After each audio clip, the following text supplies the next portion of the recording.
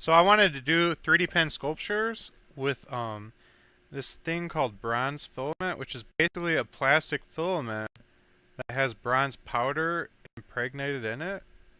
And oddly enough, when you polish it, it looks exactly like real bronze, which is crazy. And by bronze looking real and polished, I mean it basically looks gold. Let's not kid ourselves.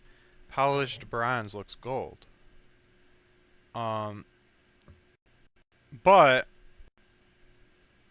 then you want to age it and weather it. So you add like shoe polish to a rag and you brush it on there and it has that aged patinaed bronze look, which makes it look like an ancient Babylonian sculpture or something like that, which is really cool because then it looks like a real museum piece. And all of this can be done using this 3D pen and a series of different techniques. But you end up with a sculpture that looks like an ancient bronze sculpture, which is just crazy that that's coming out of this pen. And what's also cool is it's both an additive and a subtractive capable technique. So I can actually add filament with that, and filament sticks to filament perfectly. So you can add it in layers, you can extrude whatever, and then you can also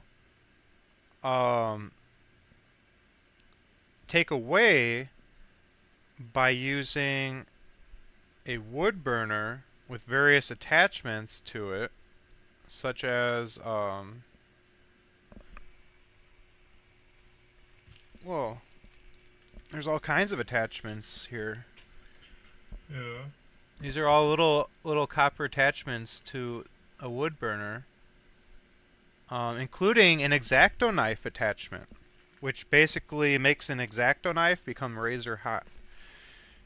And so I've got all these attachments that I'll be able to use in combination with my 3D pen to remove plastic wherever I put too much.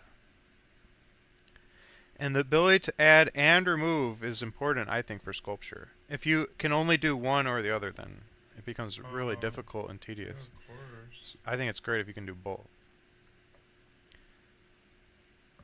I don't think I'd make them and sell them on eBay. I would keep them for my own personal gallery.